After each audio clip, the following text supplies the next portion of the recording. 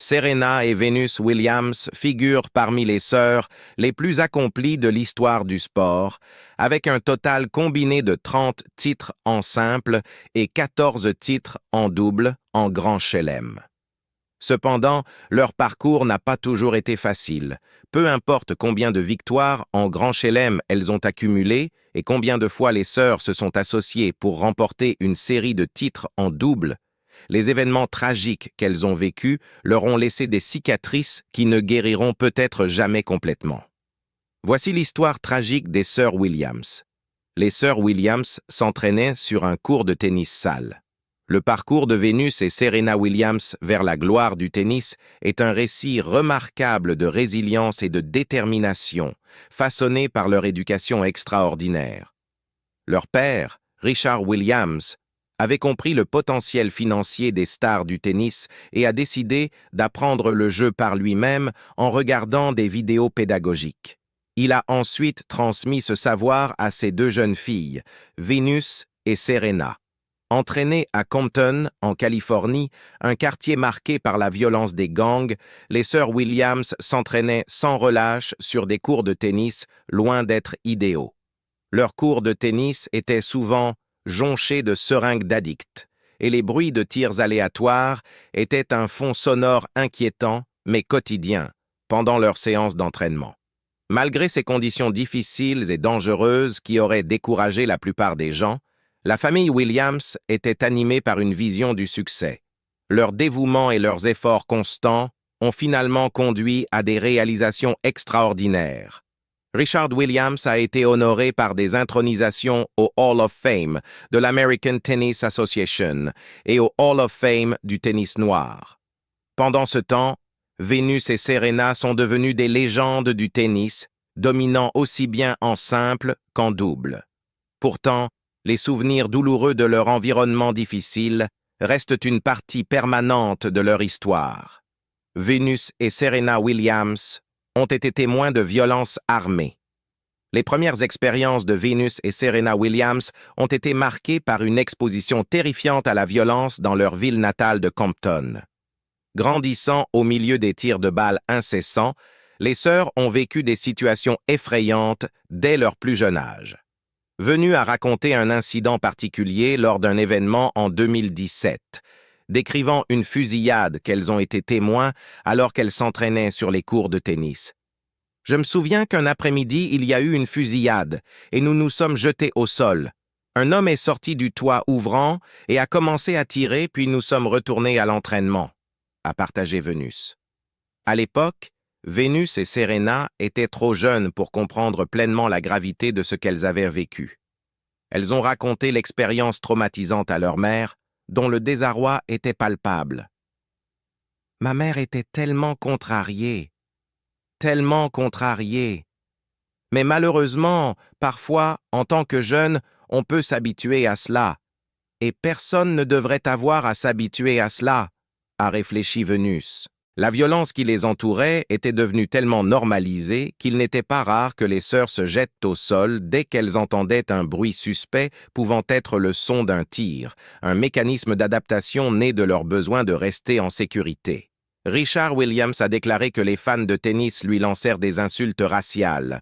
En 2001, Venus et Serena Williams étaient prêtes à s'affronter en demi-finale du tournoi d'Indian Wells, un match très attendu qui n'a jamais eu lieu. Quelques minutes avant le début de la rencontre, Venus se retire, invoquant une tendinite au genou. Ce retrait soudain a provoqué une réaction furieuse de la foule qui a commencé à remettre en question l'intégrité des sœurs Williams et de leur père, Richard Williams. Alors que Venus et Richard se dirigeaient vers les tribunes, la situation a dégénéré. Richard Williams, dans une interview pour USA Today, a raconté les abus raciaux dont il a été victime. Des spectateurs dans les tribunes m'ont traité de nègre. Une personne a même dit « J'espère que c'est 1975. On te dépeindrait vivant. » C'est à ce moment-là que je me suis arrêté et que j'ai envisagé de les confronter. Mais j'ai réalisé que la meilleure chose à faire était de rester non violent. C'était incroyablement difficile de retenir mes larmes. J'ai eu l'impression qu'Indian Wells avait déshonoré l'Amérique, a-t-il déclaré.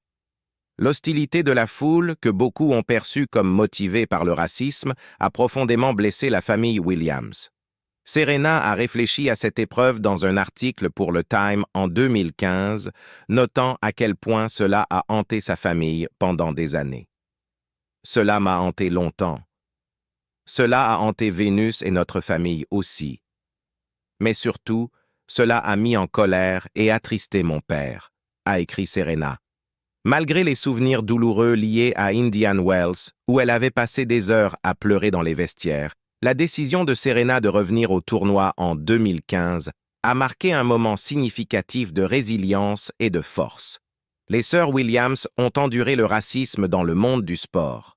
Au début de leur carrière, Venus et Serena Williams ont captivé le monde du tennis non seulement grâce à leurs compétences remarquables, mais aussi en tant que jeunes pionnières afro-américaines dans un sport majoritairement blanc. Leur ascension fulgurante a rapidement démontré qu'elles avaient le talent pour briser des records.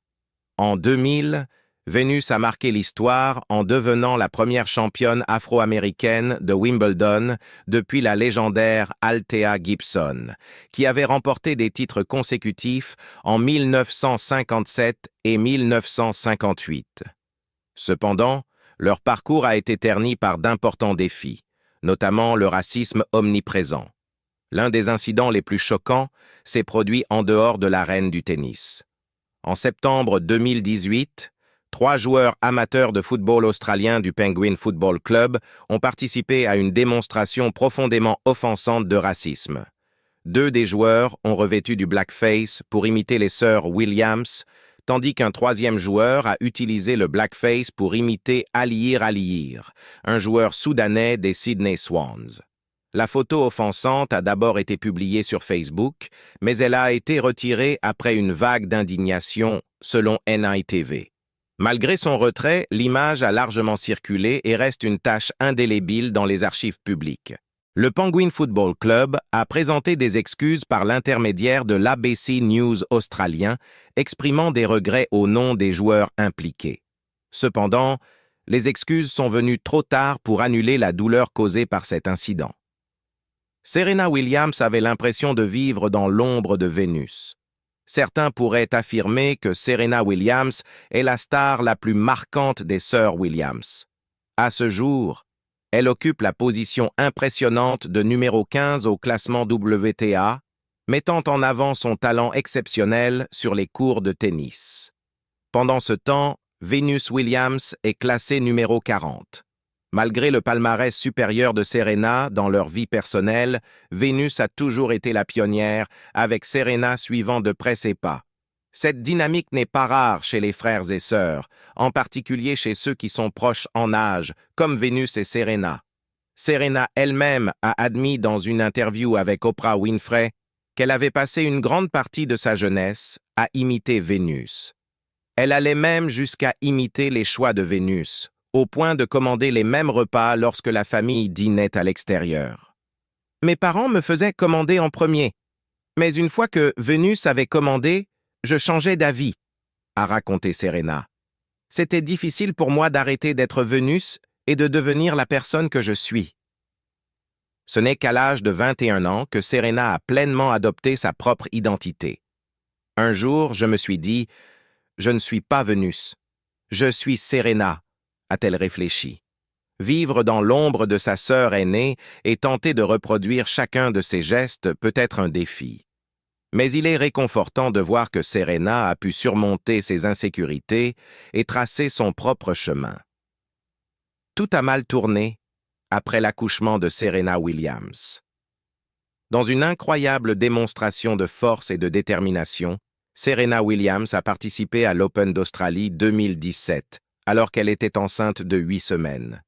Défiante face à tous les obstacles, elle a triomphé de son adversaire, qui n'était autre que sa sœur, Venus Williams, sans perdre un seul set.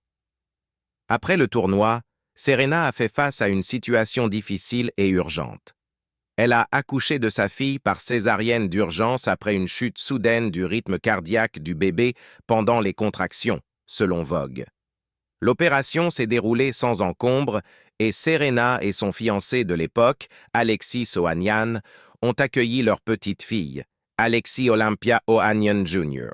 Cependant, la récupération de Serena a pris un tournant dramatique. Peu après la naissance, elle a éprouvé de graves difficultés respiratoires qui ont été diagnostiquées comme étant causées par de petits caillots sanguins dans ses poumons. Sa plaie de césarienne a également commencé à se rouvrir pendant une période de toux intense, ce qui a conduit à une autre intervention chirurgicale qui a révélé un gros hématome dans son abdomen. Pour prévenir d'autres complications, un filtre a été inséré dans l'une des veines majeures de Serena.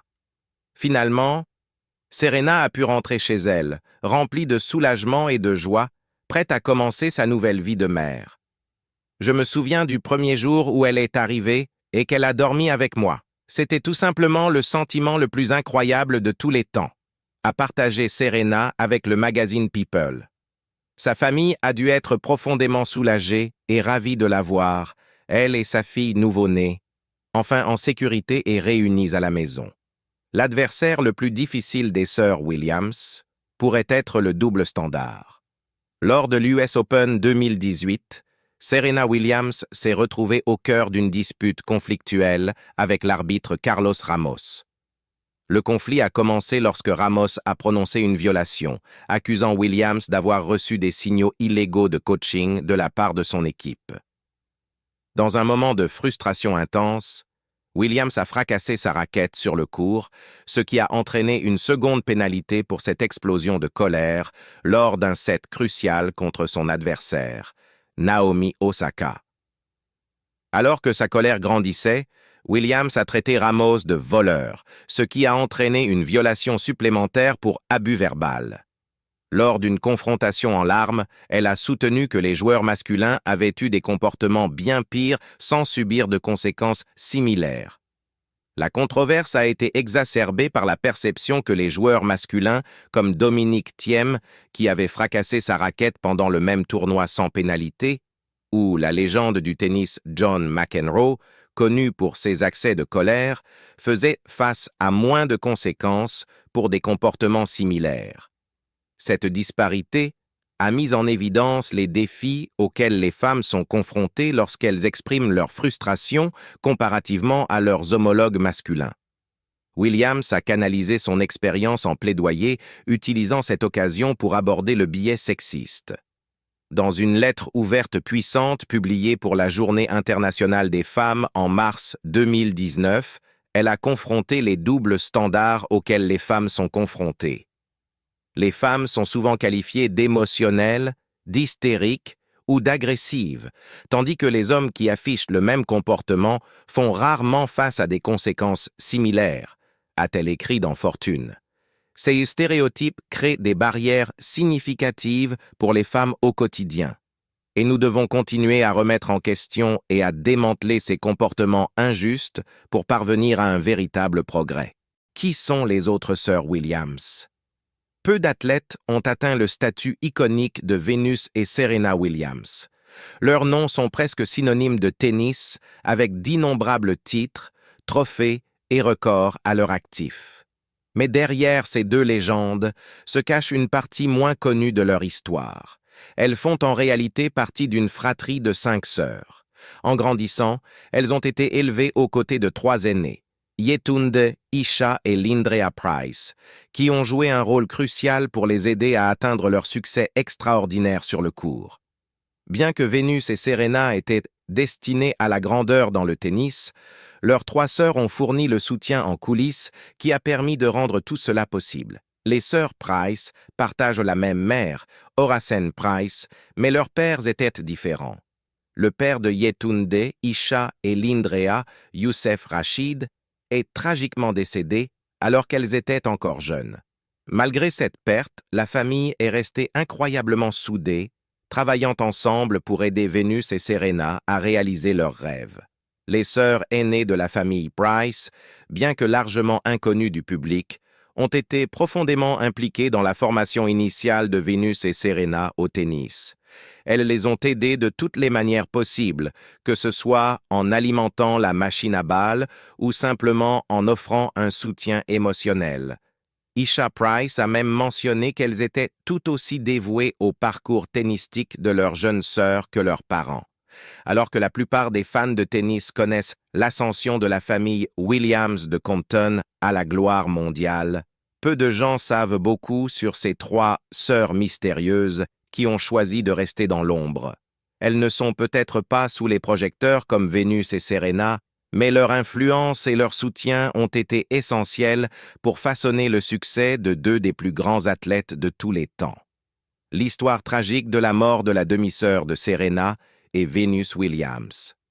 Le film King Richard, avec Will Smith dans le rôle de Richard Williams, met en lumière un chapitre souvent négligé de l'histoire des sœurs Williams, la tragique mort de leur demi-sœur et assistante personnelle, Yetunde Price. En 2003, Yetunde a été abattue à Compton, en Californie, un événement choquant qui a jeté une longue ombre sur la vie de la famille Williams. Lors d'une discussion sur le film dans Red Table Talk, Serena Williams a évoqué l'impact émotionnel de voir sa défunte sœur représentée à l'écran. « Je pense que j'ai pleuré tout le temps », a confié Serena, la voix brisée. Chaque fois qu'elle apparaissait à l'écran, je veux dire, même encore maintenant, peinait-elle à exprimer ses sentiments. Leur mère, Oracene Price, a partagé un sentiment similaire, qualifiant cela de « moment silencieux », quelque chose que l'on essaie de mettre dans un coin de sa tête et dont on ne veut pas se souvenir.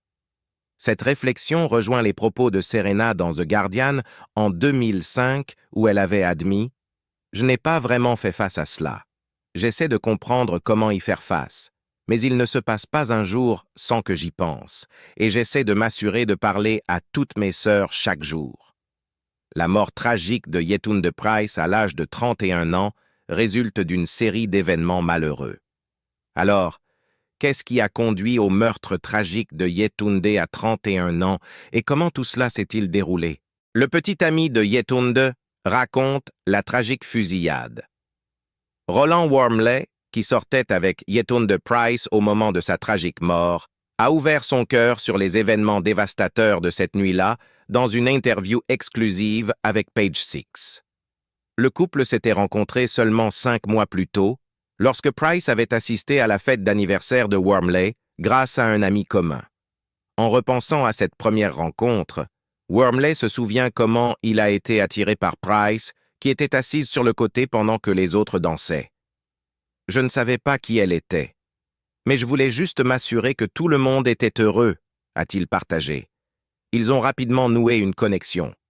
Nous avons parlé et dansé toute la nuit et avons fini par aller à l'after-party de mon frère. Nous avons passé la nuit ensemble, raconte Wormley. Leurs liens se sont transformés en une relation, bien que Wormley ait pris soin de ne pas précipiter les choses, conscient que Price était une mère célibataire de 3 enfants.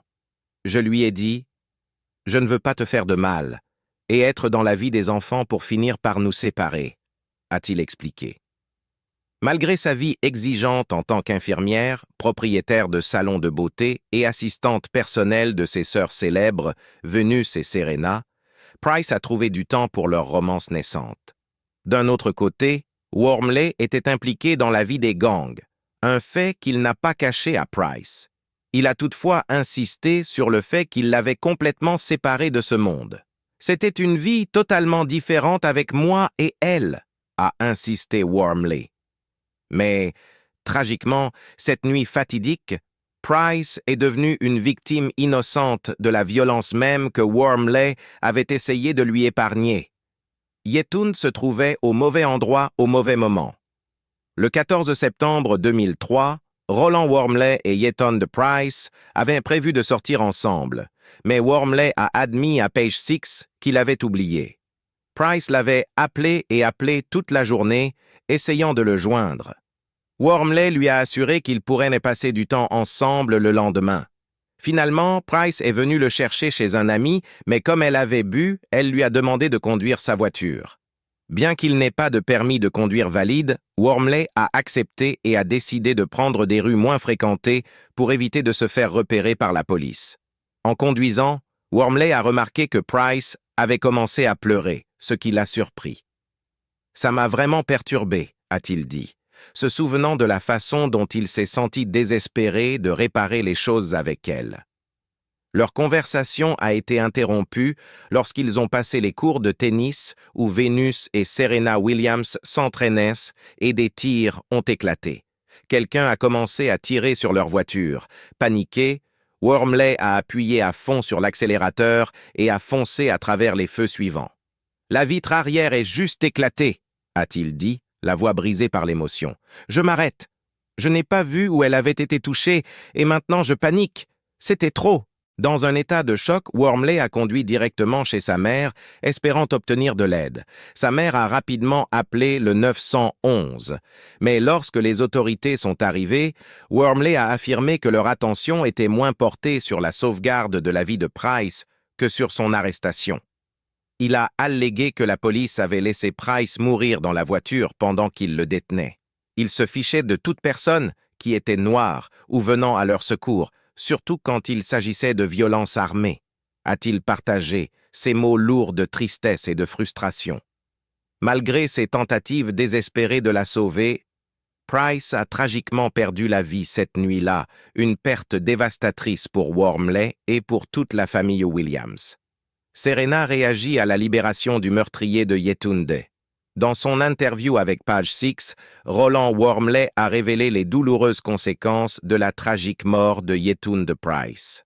Enfermé en prison pendant plus d'une semaine, Wormley a été contraint de manquer les funérailles de Price. Il a affirmé que, pendant son temps en garde à vue, les autorités lui avaient refusé la possibilité d'appeler un avocat ou même sa famille, soi-disant pour éviter toute interférence avec leur enquête. En repensant aux événements qui se sont déroulés, Wormley a déploré « Tout ce que j'ai fait, c'est monter dans la voiture et conduire. Je suis désolé d'avoir pris la mauvaise rue. » Finalement, Wormley a été exonéré de toute faute. L'homme responsable de la mort de Price, Robert Maxfield, un ancien membre des Crips, a été condamné et emprisonné pendant 15 ans. Cependant, en 2018, après avoir purgé 12 ans de prison, Maxfield a été libéré sous condition pour bonne conduite. Pour Serena Williams, la nouvelle de sa libération anticipée a été particulièrement difficile à accepter. Dans une interview avec Time, elle a exprimé sa frustration. « Peu importe ce qu'il fait, ma sœur ne reviendra pas pour une bonne conduite.